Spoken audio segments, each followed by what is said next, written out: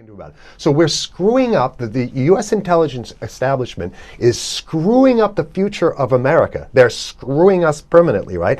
But it doesn't matter because it's a short-term thing. So they only care about the profits, short-term profits of Raytheon, Boeing, Lockheed, Northrop Grumman, Carlyle, the defense industry is what it is. Who's the target of Ebola then? In your opinion, this is your story. I mean, I'm not signing out. I'm letting you speak about this. What is? I'll tell you the target of the entire planet Earth, mostly to totally destroy these nations. And for the American people, here's the big one. Okay, because get ready for it. It's going to be, the ruling establishment has a lot of. They will stop at nothing to complete their toolkit of control, right? So one of the things that has been missing from the toolkit of total control has been quarantines and curfews, right? Mm-hmm. So now, welcome to the new world in America where you will be able to get on a bus, to go through a subway station. If you think that the procedures at the TSA are onerous and a little bit excessive, right? Guess this is coming to a bus depot near you. This is coming to it's a more invasive way, and the ruling class needs this because what will happen is, if it ever occurs, which I'm not sure it's ever going to occur because we have no fighting spirit left. America is really beaten. The people are beaten. People have enough food right now to eat. Soon, the price of food with relation to their overall income and the price of rent is going to get so much that people will start getting a little bit angry, and then maybe there might be some more organized resistance. But let me say, if the ruling class ever saw wide-scale civil unrest, you'd see an Ebola outbreak in America right away. Okay, so this is what you see is that Ebola is another tool in the toolbox of the ruling class to control. Yeah. The point is to get hundreds of thousands of people infected with it and create the next phase of control. Now, one of the things I'd like to show to back up my claims here. Here's a document from the Rockefeller Foundation. Rockefeller Foundation right there. You can zoom in on that where my finger is. It's called Scenarios for the Future of Development and International Development, the Rockefeller Foundation. All right? Okay, let's take a look at what they're saying here. This is something like a 50, 60-page document. I'd like you to go to page 18, if you can look at this up on the internet, but I'll read it off to you. It's called lockstep, lockstep. And this is a phrase that I used right after 2001 when I saw the entire system of the United States, including the population, were in lockstep. So the Congress went along, and yes, it was Osama bin Laden, and the people waved their flag and said, I hate, hate, hate, hate, and everything was in lockstep. Well, in 2010, they published this, Rockefeller Foundation, and here's what they're saying.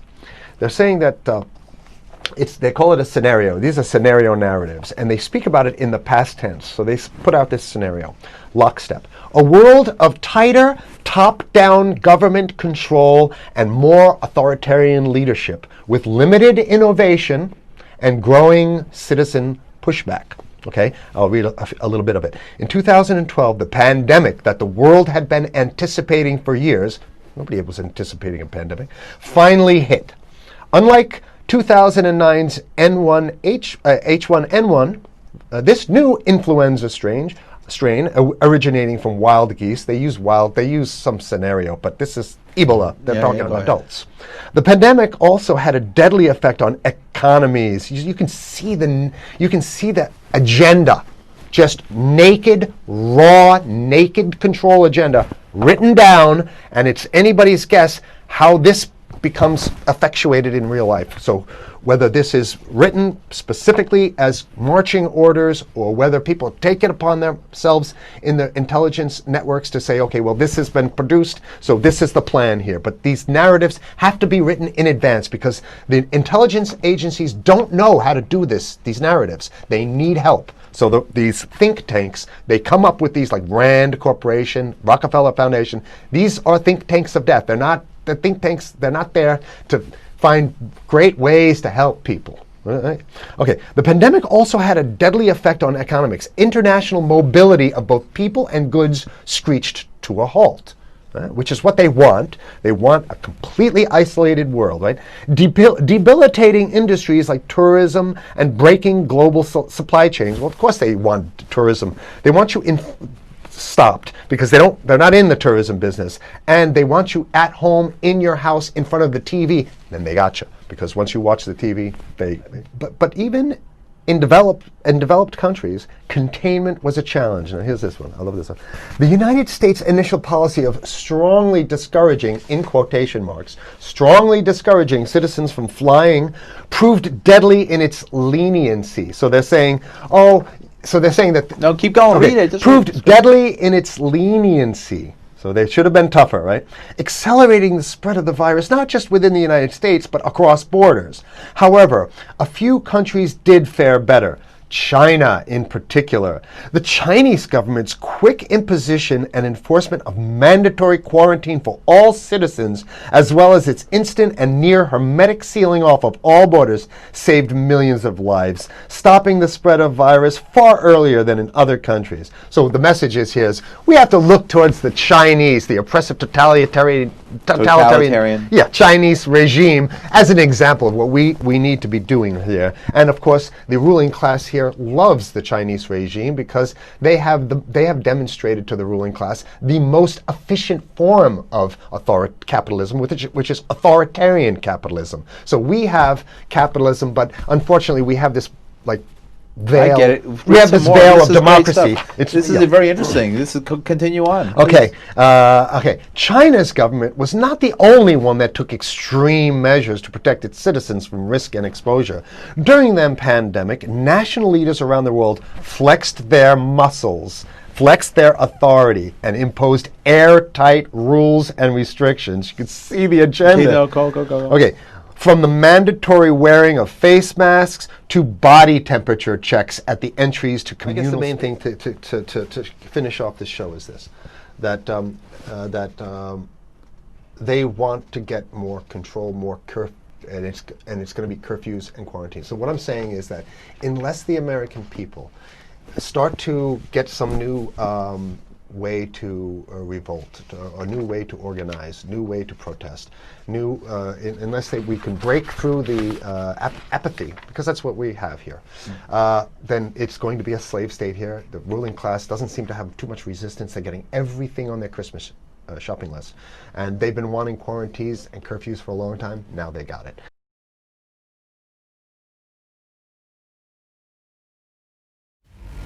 "2019 has been a year of global street protests. People have marched this year more than any other year in history, and while they were thousands of miles apart, what these mass protests all had in common was a demand for change and reform from their political leaders, calls that were often met with violence. Austerity measures and increasing poverty and inequality continued to be one of the driving factors. In France, the Yellow Vest movement began as a protest against a hike in fuel prices in November of 2018, developing into a wider uprising against social inequality by 2019. Although the demonstrations dwindled in size in recent months, the weekly mobilizations continue to be a major domestic challenge facing French President Emmanuel Macron. Latin America was also hit by a wave of street protests this year that often turned violent. In Chile, demonstrations were started by students in response to a hike in transport fares in Santiago's subway. Chilean protesters called out their government for increasing inequality, demanding social reforms and change to the constitution. Protests are expected to continue until the government meets their demands. Bolivia was rattled by protests for weeks over contested election results in October. Opposition leaders called on the armed forces to remove President Evo Morales from office, claiming electoral fraud. Shortly after the military called for his departure, Morales submitted his resignation and fled the country. But his departure further deepened the crisis. Many believe Morales' claim that he was the victim of a Washington-backed coup, and thousands of his supporters took to the streets, calling for his return amid wide police crackdown history. This year, Iraq witnessed the largest anti-government protests in decades. People took to the streets of Baghdad and in the south to express their anger at what they described as the failure of an entire political system. They blocked roads, oil facilities, and ports and clashed with security forces who fired live ammunition in response. Hundreds of people have been killed and thousands have been injured since the protests began. And although the Prime Minister has resigned in response, anti-government rallies continue, demanding the appointment of an independent Prime Minister. Hong Kong has been rocked by pro-democracy anti-government protests for months. It all started in April after the government of Hong Kong proposed a bill that would have allowed extraditions to mainland China. People have taken to the streets in record-breaking numbers, and police have responded with tear gas, batons, and water cannons. While the government eventually dropped plans to introduce the controversial bill, the protests have evolved into a wider call for change and political reform. In India, protests erupted throughout the country following the announcement of a contentious law that blocks citizenship from Muslims. The government has responded with mass arrests and blocked the internet in many regions. Public assembly was banned in New Delhi and other cities, and dozens of people were killed during clashes with police. But despite crackdowns and curfews, demonstrations continued across India in one of the biggest public challenges to Prime Minister Narendra Modi's authoritarianism since his election in 2014.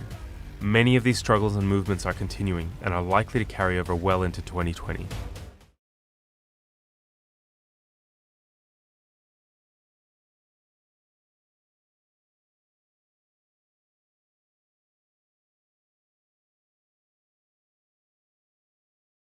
Or don't you think they would also do whatever they want if we just have a big enough crisis?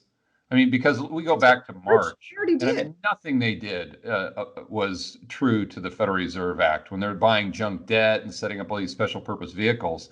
So isn't that the other scenario where if things collapse? And they don't have another encore, George. I don't mean to interrupt, but they have on March the 23rd. Look, I know people who've died from COVID. I'm not an anti-masker. I'm all about social distancing. I'm not an anti-vaxxer.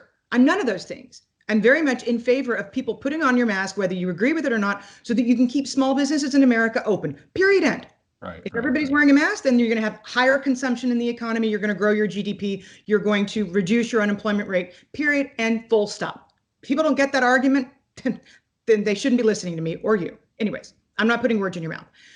All of this being said, the Fed needed COVID. The Fed needed COVID.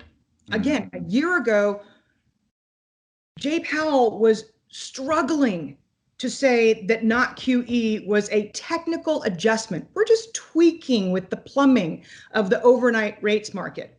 Right, and going back to repo, right. And the banks are screaming for more reserves, screaming, saying, you know what, you did quantitative tightening. By the way, currency in circulation increased tremendously at the same time. And by the way, foreign central banks that have imposed negative interest rates in their countries, which is no fun, park their money at the Fed. So you pulled, in order to get a better interest rate, paid by the Fed, paid by US taxpayers. So all three of these things happened in concert. So when the Fed thought that it was going to do quantitative tightening, it ended up effectively tightening to twice the extent while raising interest rates because you had money in circulation plus foreign central bank reserves parked at the Fed increased by an equal amount to quantitative tightening. So by the time we got to the end of 2019, the market was screaming for real QE, for the real deal.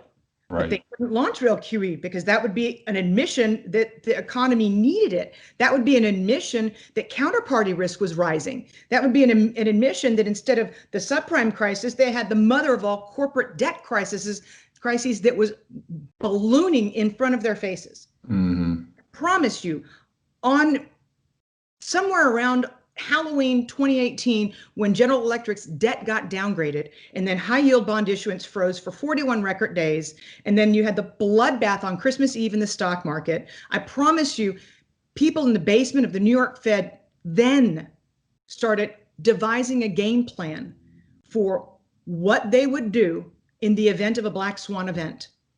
But they never thought that they'd have to roll it out before the black swan event.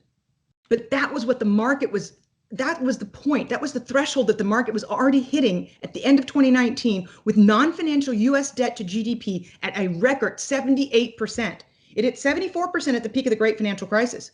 So we entered the year in an economic recovery, in an expansion with non-financial debt to GDP at 78%, posing greater systemic risk to the global financial system than the subprime crisis did a decade earlier. The Fed needed COVID. The Fed needed a black swan event because they needed to bail out the corporate bond market, which is exactly what they did. People were like, wow, they sure did come up with that plan quickly on March the 23rd. Yeah. Rolled out all those facilities at once. Bull. You can finish the word. Right. No, they had it ready to go. And they were able to grandfather in every fallen angel, every single investment grade bond that was downgraded to junk. Right. They said, well, we're going to grandfather in anything that's downgraded as of March the 22nd. So, problem solved. But now what happens? Now what happens if there's another problem? Because now we've got non-financial debt to GDP of 90%.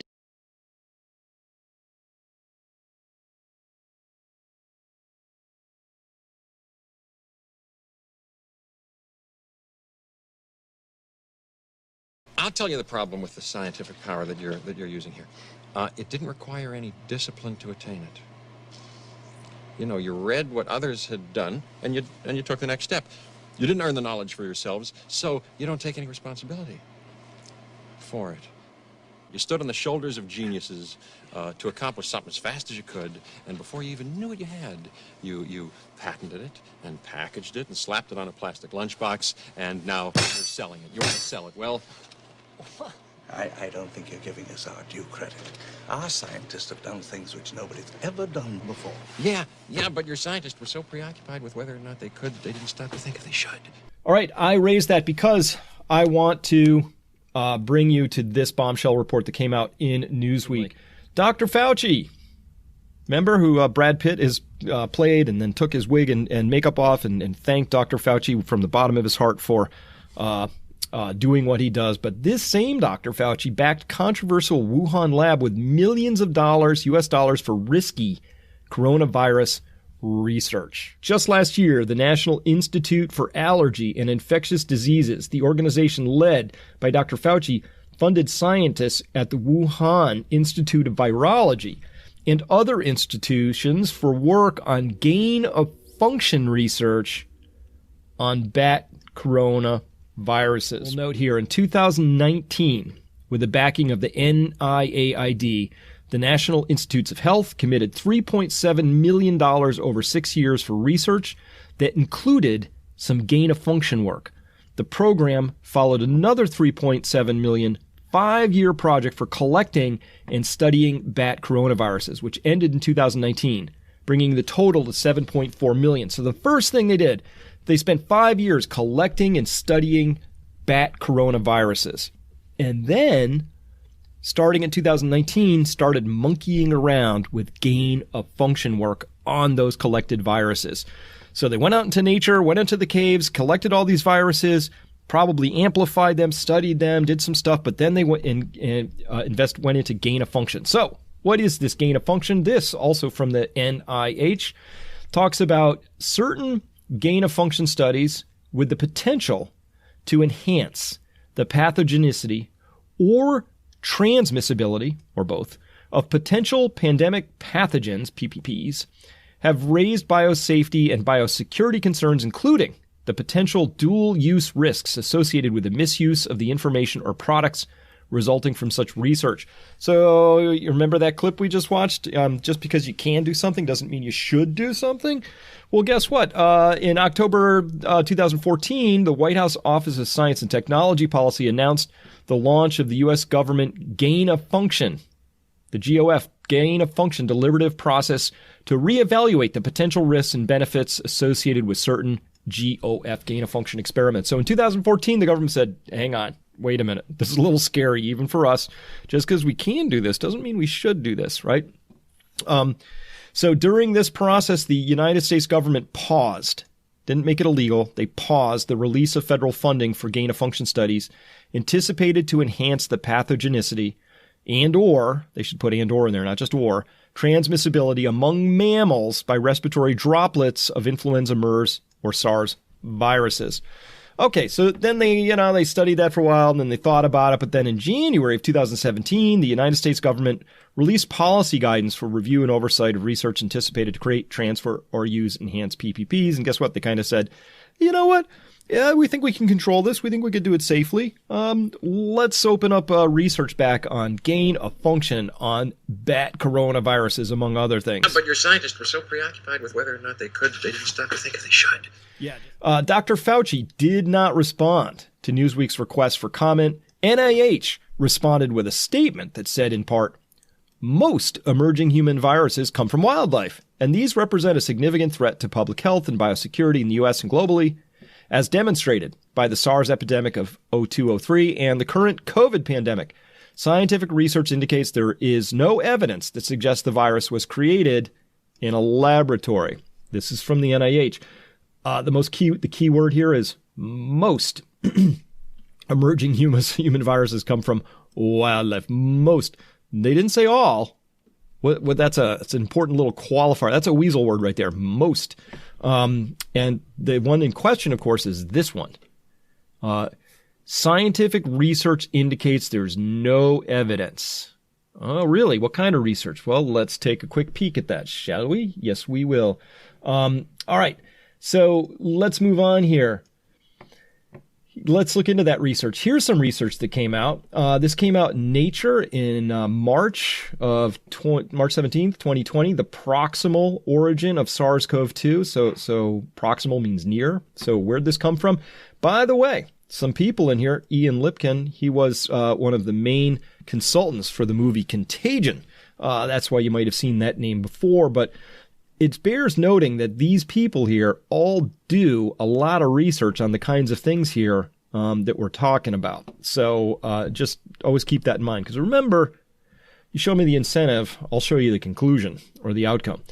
All right, there's a whole big long paper up here, and there's a lot of science above it. But here's where they got this is the money shot in this particular paper. They said, while the analyses above suggest that SARS-CoV-2 may bind human ACE2 with high affinity, computational analyses predict the interaction is not ideal and that the receptor binding domain sequence is different from those shown in SARS-CoV itself, classic SARS, to be optimal for receptor binding. Thus, the high affinity binding of SARS-CoV-2 spike protein to human ACE2 is most likely the result of natural selection on a human or human-like ACE2.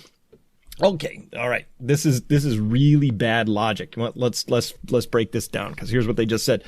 Computational analyses predict that the interaction is not ideal, but actually it is a highly ideal binding arrangement. So what they're saying is because our computers and our models that we're using couldn't have predicted that the sequence that we see is actually going to be a really good sequence, therefore it couldn't have been human derived, because our computers wouldn't have spit out that sequence, so we never would have tried that sequence. However, that's one way you can go about trying to create a virus. One way is you can try and create a computational sequence, and then you make that sequence, you put it in the virus, you test it.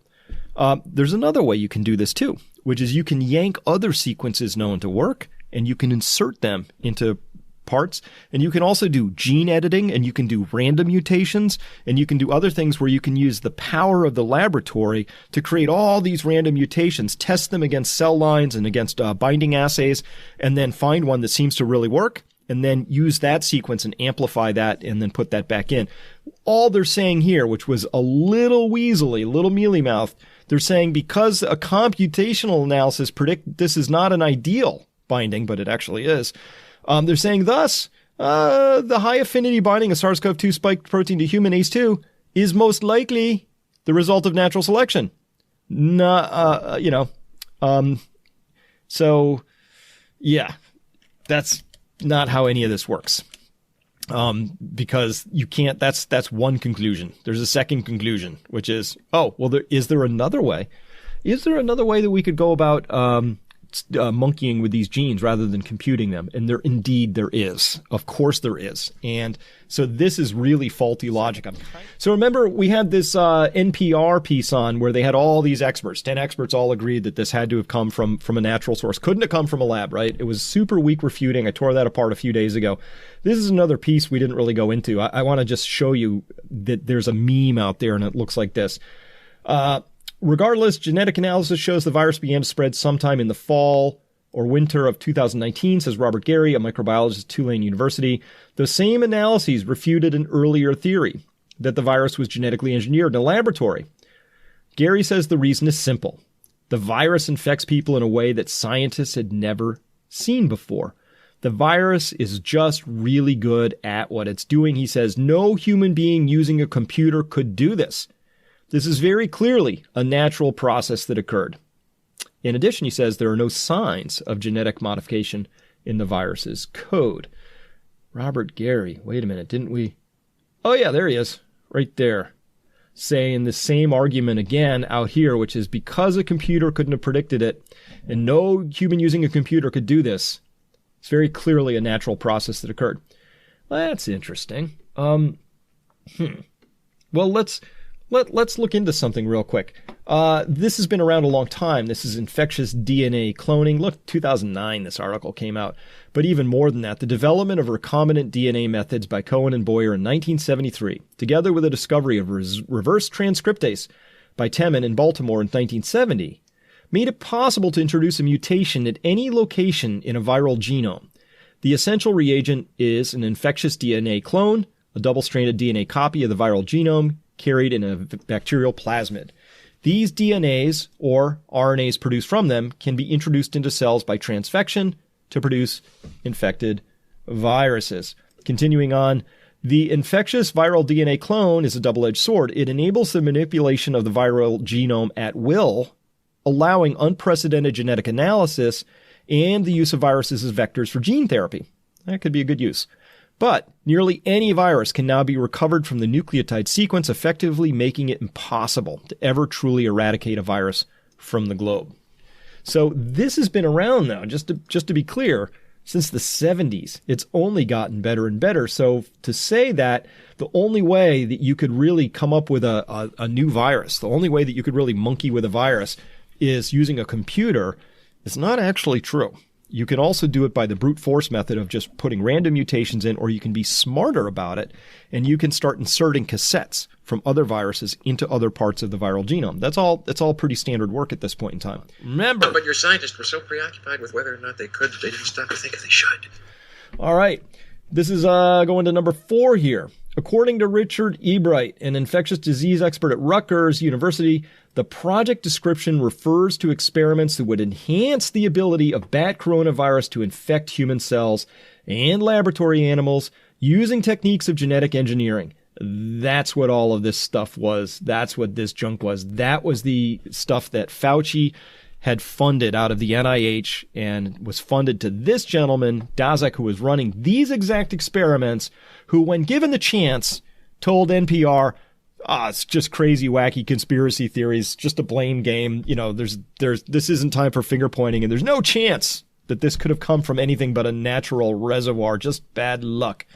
How has that been skipped over in all of the research reports that are out there, including this one in Nature, which should have been much more well peer-reviewed, and this whole junk idea that only computational analyses could have done this, and since it didn't predict this sequence, or might not have, therefore it had to have been a natural thing, is absolutely faulty logic of the highest order.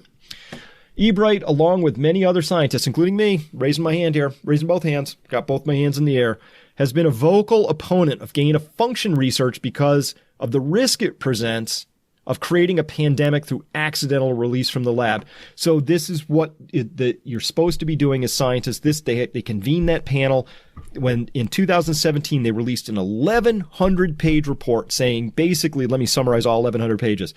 You know what?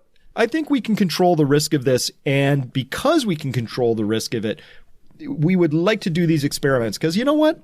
We all earn a nice paycheck from these experiments. They're kind of interesting. So if we're out here in using bad viruses, collecting ones that are really wicked close to the ones that could infect humans, and then doing genetic experiments on them to create gain-of-function experiments, tweaking them in vitro so you get a really good sequence that binds really well, then doing your in vivo experimentations on ferrets or maybe other lab animals, and the next thing you know, you've got this thing and it's awesome. It infects and transmits, and it's quite transmissive, and also maybe just a little bit lethal. That was the goal of the study. And then what happened next? Well, I think we all know what happened next year at this point in time. Dr. Fauci defended that work, determining the molecular Achilles heel of these viruses can allow scientists to identify novel antiviral drug targets that could be used to prevent infection in those at risk or to better treat those who become infected. He wrote back in 2011 in the Washington Post. Decades of experience, he wrote. Listen to this voice of authority.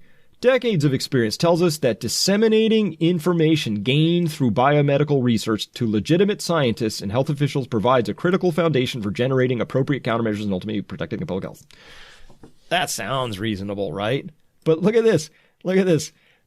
Disseminating information gained through biomedical research. Dude, this isn't biomedical research. This is tinkering with a virus.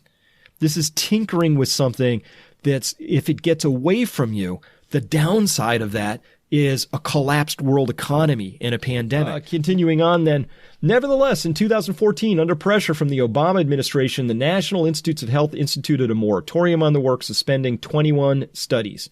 3 years later, though, in December 2017, the NIH ended the moratorium, and the second phase of the NIAID project, which included the gain-of-function research, began. The NIH established a framework for determining how the research would go forward. Scientists have to get approval from a panel of experts who would decide whether the risks were justified. Ooh, I bet we're all really happy with that now, huh? The reviews were indeed conducted, but in secret. The reviews were conducted, but in secret. The reviews were indeed conducted, but in secret.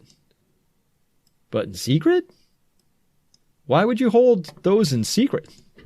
The reviews were conducted, but in secret. The reviews were indeed conducted, but in secret. But in secret? Why would you hold those in secret? Yeah, I guess you could say there's a fair bit of criticism.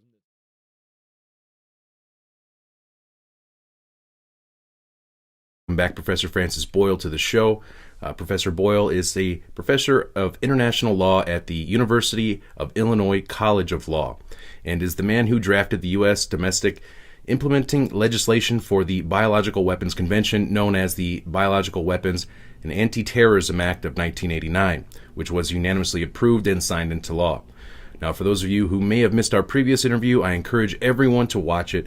Now, Professor, thank you for joining me today.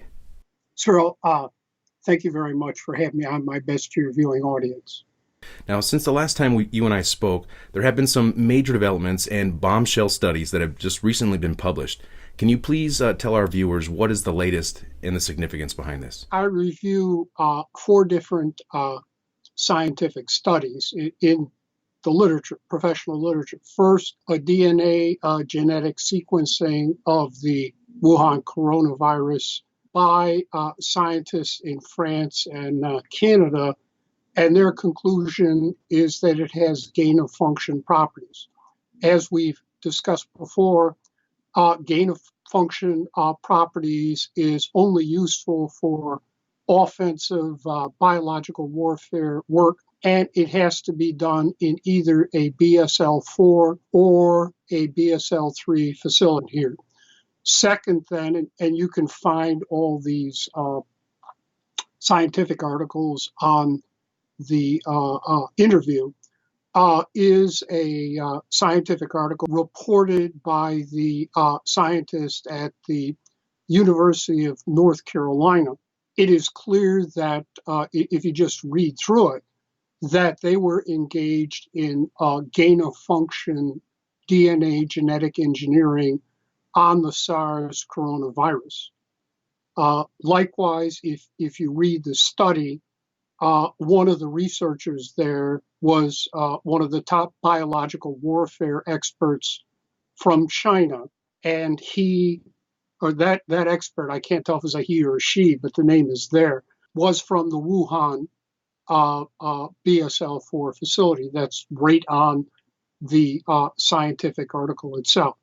So it is clear that part of the technology here involved in this coronavirus came from that University of North Carolina lab. The last time I looked, it was BSL-3. Now, I had already condemned that lab before for doing gain-of-function work on MERS, Middle East Respiratory System, which is also a weaponized version of coronavirus. But it is clear then that there's a direct connection then between this Nazi biological warfare work at the University of North Carolina and Wuhan. It's just there and read it. So obviously this researcher took it back to Wuhan. So this is not a case of China stealing this technology. They bought and paid for it. They bought their way into it. So I think, Spiros, what happened then is that the people there at Wuhan took the technology from North Carolina and the technology from this Australian study and tried to DNA genetically engineer it together to create a chimera of three elements at least. The SARS coronavirus, the gain of function technology from the University of North Carolina, and then the SARS HIV technology from Australia to create a sort of a turbocharged biological warfare agent. You'll also note that the North Carolina contract was funded by the National Institutes for Health and NIAID, the National Institute for Allergy and Infected Diseases. So they're up to their eyeballs in this. They knew exactly what they were funding, and they were funding it with Wuhan. And that is why then we are getting total disinformation, lies, and propaganda by Fauci, by the National Institutes of Health, by NIAID, this woman Les Monnier, if that's how you pronounce her name, and the CDC. I've also discussed with you why the WHO is lying about it and covering it up. So that, I think, is the importance of the interview I'm giving to you here today to try to, cut through all this. If we're seeing all this mass confusion and pandemonium, it is because the highest level officials, certainly the United States government, the British government, the Japanese government, and others will refuse to admit that this is an offensive biological warfare agent because they're all doing the exact same thing. The United States, Britain, Germany, France, the Netherlands, I suspect Japan, Israel. So how can this properly be dealt with if the highest level officials of these governments are lying and covering up what is really going on here, let alone China that's been lying, from the get-go. Now, the four studies that you reference of the Wuhan coronavirus states clearly that this COVID-19 virus is without a doubt weaponized and altered 100% for sure. Is that what your analysis is of this, Professor? Yes, just read the North Carolina study and the scientists there from the Wuhan facility. And also just read the Australian study and the scientists there from the Wuhan facility. This is, direct connection right there. And then these French scientists and the Canadian said, yes, it clearly has gain of function properties. And as I said before, that's the telltale sign of a biological warfare agent, which is exactly what we know University of North Carolina was working on. They even admit it. They admit how dangerous it was. They admit they got approval from NIH to do it. And then they got more approval from NIH to continue to do it. Now, Professor, what are the enforcement procedures in the Biowarfare Act that you authored? Whose responsibility is it to enforce it? And aside from shutting down these facilities immediately, which I would have to agree we should do, what should be the process here for these are flagrant violations, if I'm correct me if I'm wrong. Felonies and subject to life in prison. I put that in there. I was put under a lot of pressure by the Department of Justice to have the death penalty and also automatic wiretapping. I'm a civil libertarian. I felt that there should be a warrant from a judge and not automatic. But I had to throw the dog a bone there. So I said, okay, I'll give you the automatic wiretapping since we're all wiretapped anyway, all up and down the kazoo. But you keep no death penalty, just life in prison. So that's what it is. I think all these people should be prosecuted there at North Carolina for this. Right now, Spiro, however, I think we're in a containment mode and a protection mode. Right now, that's what's most important. And unfortunately, this can't be done here in the United States because the highest level officials of the United States government are up to their eyeballs in this. Fauci, NIAID, NIH, CDC. So they're not going to come clean, and WHO. So I think the American people are just going to have to get organized here and protect themselves because obviously the United States government is not doing it for them. Look at the State Department flying all those people back from Yokohama and knowing full well they're contaminated. The FBI can't be trusted because they lied about, covered up, and destroyed evidence on Amerithrax in October of 2001. At the end of 2001, I called up the FBI, high-level counterterrorism official there, Spike Bowman, who I had met at a conference on international terrorism at the University of Michigan Law School. And after reading the technology there in the New York Times, which was a trillion spores per gram, and it floated in the air, traveled in the air, I said this could have only come out of a United States government biological warfare weapons program, BSL-4, and probably Fort Detrick. I then called him back a second time because I had a list of all these programs and these labs. They were at that point they were a matter of public record. I went down the list with him, and then I said, and we know the CIA is involved in this too. And his response is, well, we're coordinating with Fort Detrick. And I said, well, Fort Detrick could very well be the problem here. Someone's on the reservation, is now off the reservation. Later on, it turned out it was Fort Detrick involved here. And at that point, then, the FBI went out to the Ames, U.S. government Ames anthrax collection in Ames, Iowa, and authorized its destruction. So at that point, I knew full well the FBI was in on a cover-up here and destruction of evidence. And then they proceeded to cover up ever since. First, they blamed one guy. He fought back, so they dropped him. Then they blamed it on Ivins and drove him to suicide. No one believes Ivins did it. And Professor Francis Boyle, you have been in documentaries, you've written several books, authored the Biowarfare Act. You definitely know what you're talking about. And you did blow the whistle on that anthrax attack on Congress back in 2001. And since then, you've been blackballed by the mainstream media. That is correct, Spiros. What happened was after I called Bowman twice that same day, I was then scheduled to conduct a workshop on biological weapons with the Council for Responsible Genetics that I've been affiliated with since the early 1980s at Harvard Divinity School.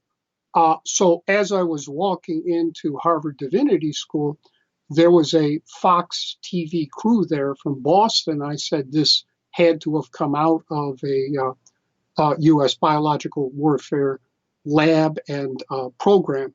I then went in and conducted the workshop. I said the exact same thing there. Then I came home. This was the first weekend in November. Okay, so right after the terrorist attack, first weekend. Then I came home. I gave an interview to a radio station in Washington, D.C. Then I gave an interview to the BBC. So it went out all over the world. And then the hammer fell. No one ever interviewed me again in any mainstream news media source here in the United States, Europe, BBC, Latin America, you name it, on biological warfare programs and weapons, including Ebola, Zika, and other events since then. That's correct. So this isn't an accident or something. Someone gave an order that I was to be blackballed and blacklisted. That's the way it works, Spiro. So fine. That's why I'm talking to you. And I do appreciate you taking the time to do so. And essentially, just to recap, in a nutshell, these 4 studies that just came out recently of the Wuhan coronavirus have been weaponized. These studies show that definitively by the Chinese with the help of the United States and funded by the National Institutes of Health.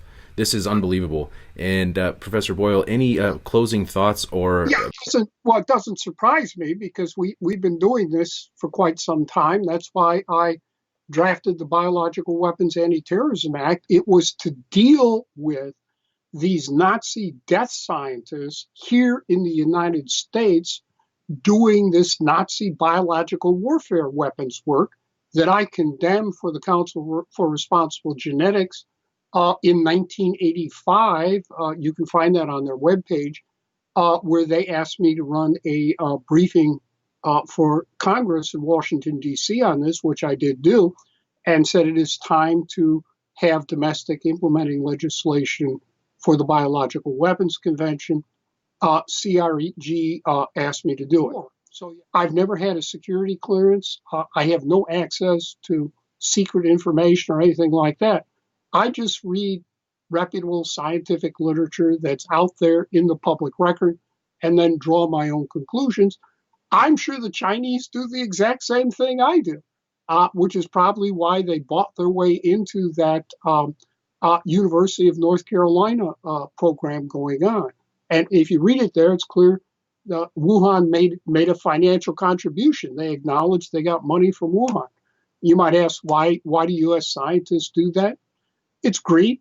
There's no question all about it. And it's a total lack of any ethical training by so-called life scientists here in America. The last time I crunched the numbers, 2015, we had 13,000 alleged life scientists doing Nazi biological warfare weapons work here in the United States, at least 13,000. So there's no ethical training there at all. All they care about is the money. And that's it. That's, so they can be bought, and they were bought. And you are, in fact, a professor of law, of course. And as you stated, you have shown direct links, direct evidence showing that the coronavirus has been weaponized. And it looks like even the Chinese university did say that it likely came from the level 4 lab there in Wuhan. And when you say Nazi... The Chinese scientists agreed with me because, as you know, I put out a worldwide alert, I think it was maybe January 24th, saying this came from the Wuhan BSL-4. I have a list here of world media and also world web sources provided me by a public relations agency I've worked with. But again, no mainstream news media ever contacted me. When the big interview I did on this on that geopolitics came out, I also circulated it to these lists. Even I have an Illinois media list. They haven't contacted me. And then the transcript I just sent to you, I sent that out too. No one has contacted me. So it's clear that I'm on a blackball list. Indeed, to show you how serious this is concerning the West African Ebola pandemic, the late Congressman Walter Jones from, I think he's from South Carolina, contacted me on another matter, which we discussed. And Congressman Jones represents a big military base down there that was deploying to West Africa might have been the 82nd Airborne, I can't remember. And Jones is a conservative Republican, but he's a very powerful member of the House Armed Services Committee.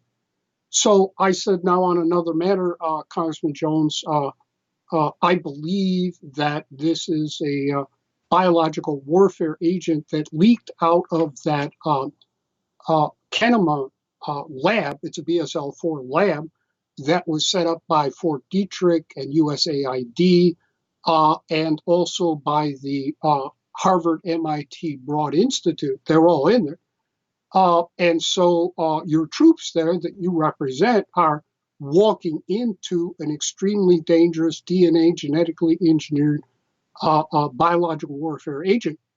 So Jones was quite upset, and he said, okay, I will have my top staffer get a hold of you, and you can work with him and try to sort all this out to get my troops protected.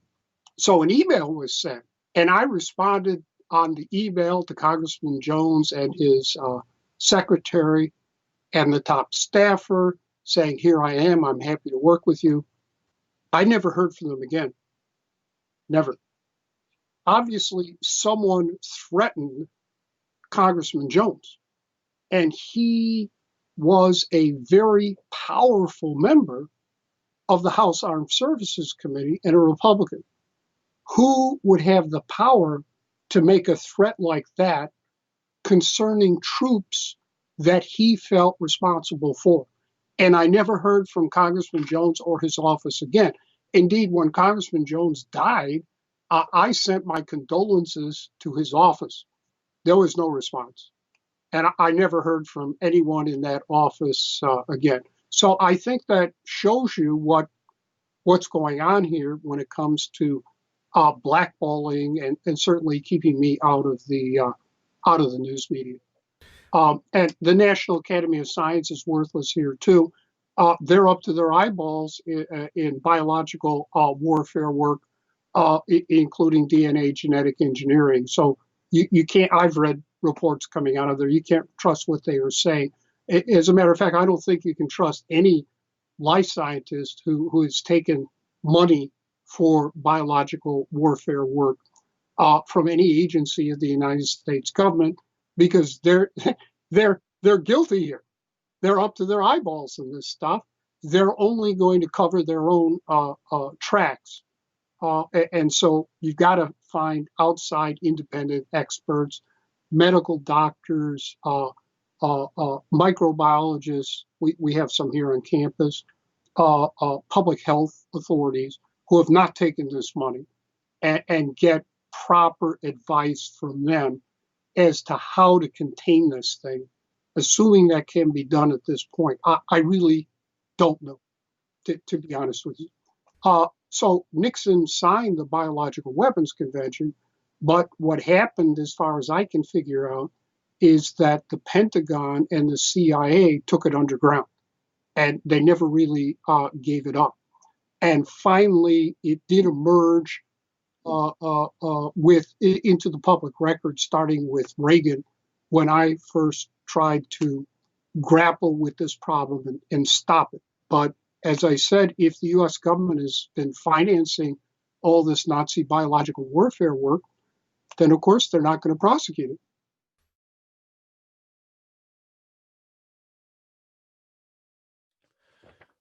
Exhibit number 9. The spike glycoprotein of the new coronavirus 2019 nCoV contains a furin-like cleavage site absent in the cove of the same clade. February 3rd, 2020. COVID has barely started at this point. Okay. And this is what is out there. This is what Professor Francis Boyle has called the smoking gun. It's this particular paper right here. Strikingly, the 2019 nCoV S protein sequence contains 12 additional nucleotides upstream of the single cleavage site, leading to predictively solvent-exposed sequence, which corresponds to the canonical furin-like cleavage site.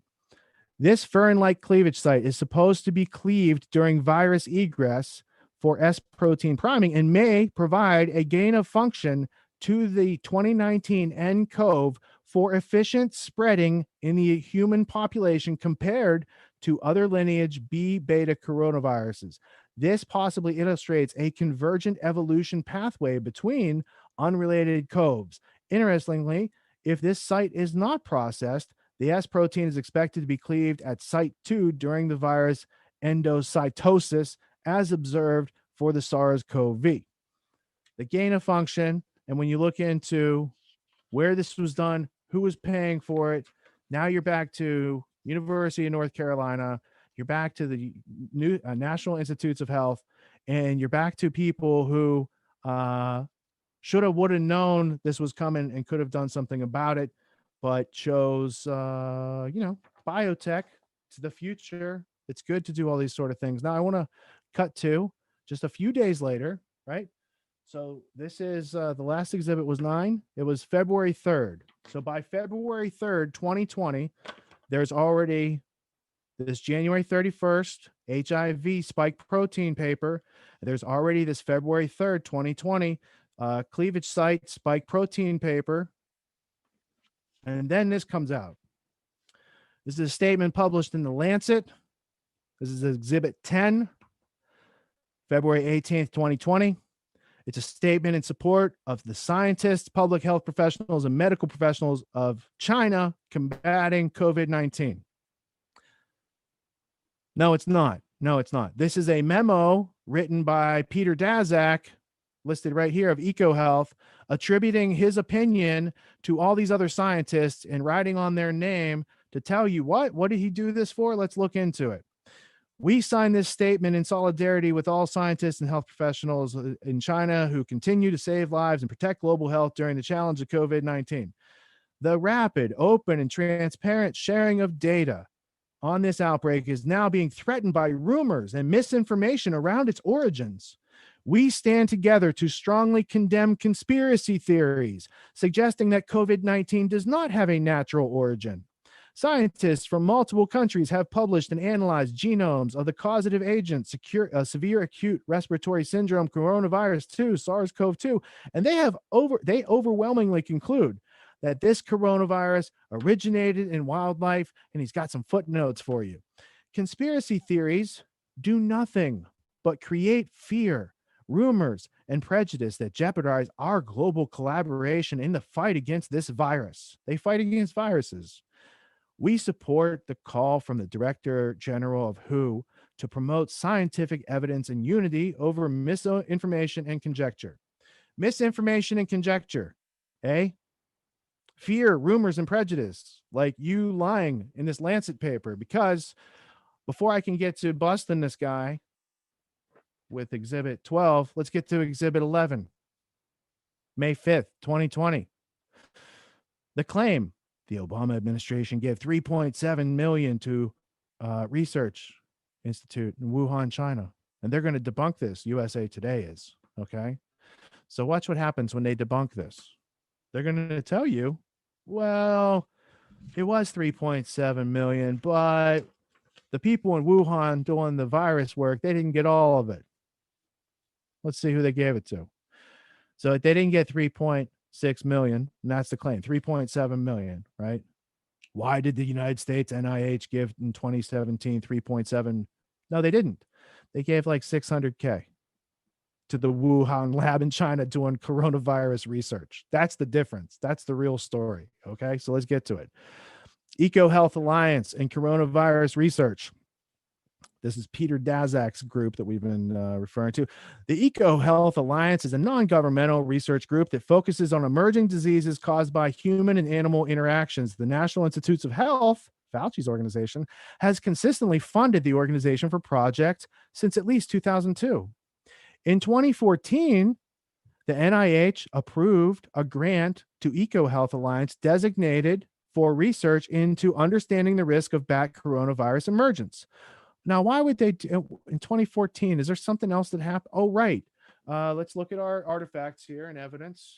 2014, it would look like this, right? Gain of function prohibition. This is why NIH moves it to Wuhan to do the tests. Let's continue without messing up my pile. 2014, the NIH approved a grant, EcoHealth Alliance, designated research into understanding the risk of bat coronavirus emergence. This project involved collaborating with researchers at the Wuhan Institute of Virology to study coronaviruses in bats and the risk of potential transfer to humans.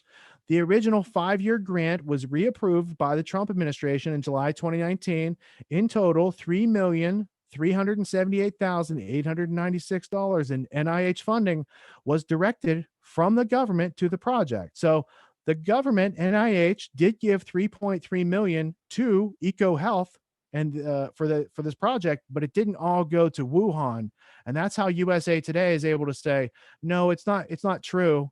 It's not a fair claim. It's not a real claim, because they don't give you the actual number. They just kind of give you a straw man to say it's not true. They have to do a fact check, right?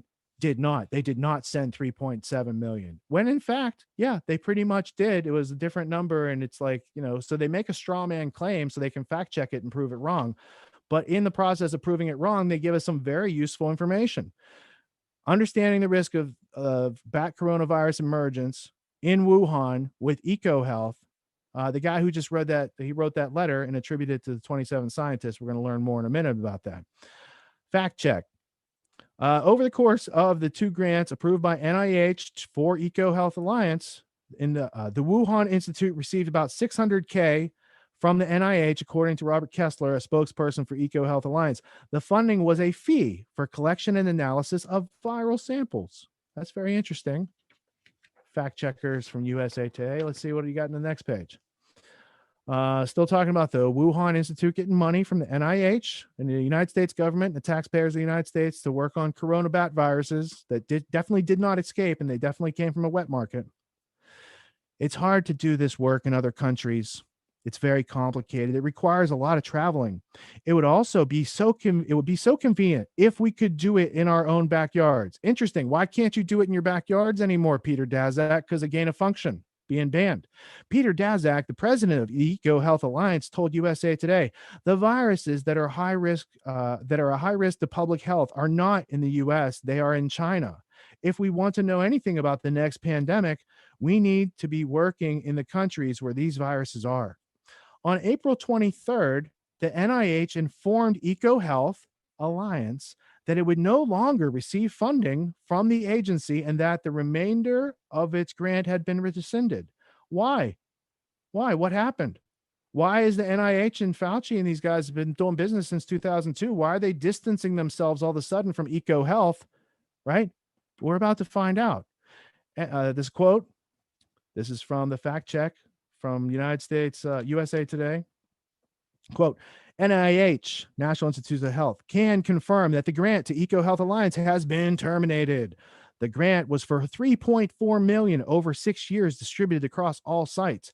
The primary awardee, EcoHealth Alliance, Inc., New York, and sub-awardees, Wuhan Institute of Virology, Wuhan, East China Normal University, Shanghai, the Institute of Pathogen Biology in Beijing, and the Duke NUS Medical School in Singapore, end quote. The NIH said in a statement to USA Today, quote, NIH does not discuss the details of decision-making process regarding specific grant awards. So they're not going to tell us the answer to why they had to cut it off, right? They're just saying they did. The United States federal government checks whether it is okay to work with places like the Wuhan Institute of Virology, Daszak told USA Today. And the NIH annually grants more than $32 billion in biomedical eugenics research funding to organizations around the world. The National Institute of Allergies and Infectious Diseases, a subset of the NIH. This is Fauci right here, right? Lots of money being spent on that. And one last bit from this fact check. So you think you might not read that because you're like, I don't like the title, but it's like you have to dig into every article to see what's going on. The Wuhan Institute of Virology, has anyone heard of this place? Never heard of it. Is a state-controlled research institute in Wuhan, China, where the SARS-CoV-2 probably originated. Wait, it's the city. Oh, not the lab. Sorry. The city where the SARS-2 probably originated. Established in 2015, the laboratory was China's first level 4 biosafety facility. So I'm sure it's really safe because they've had one for 3 or 4 years at this point when they're making this article. The highest standard meant to handle highly infectious or otherwise deadly pathogens that you can't work on in the United States. Controversy around the Institute's possible involvement in the origins of the coronavirus continue at the highest levels of the American and Chinese governments. There is no known evidence that funding directed by the U.S. government to the Wuhan Institute of Virology helped lead to the pandemic. They're not saying it's not true. They're just saying we don't have any evidence that we're willing to tell you about. Okay, thank you, USA Today, for being our favorite exhibit so far. This is exhibit number 11, but there's more, because this is just last month. This is exhibit 12. This is November 18th, 2020. I don't know if you've heard about these people. EcoHealth Alliance orchestrated key scientist statement on the natural origin of SARS-CoV-2. Posted November 18th, 2020. Let me just break this open for you here. Emails obtained by the United States Right to Know, this is a nonprofit foundation, show that the statement in the Lancet, which is a British medical journal, very highly esteemed, authored by 27 prominent public health scientists condemning conspiracy theories suggesting that COVID does not have natural origin, was organized by employees of EcoHealth Alliance, a nonprofit group that has received millions of dollars for U.S. taxpayer funding to genetically manipulate coronaviruses with scientists at the Wuhan Institute of Virology. So the people who are like most likely suspect number one, if you're looking for accidental or on purpose lab origin, they're telling you it's a conspiracy theory. Don't look here. The emails obtained via public records requests, so FOIA requests, show that EcoHealth Alliance President Peter Daszak drafted the Lancet statement and that he intended it to be not identifiable as coming from any one organization as person, even though it was, but rather to be seen as, quote, simply a letter from leading scientists, end quote. Daszak wrote that he wanted to, quote, avoid the appearance of a political statement, end quote, even though it was. This is fascinating.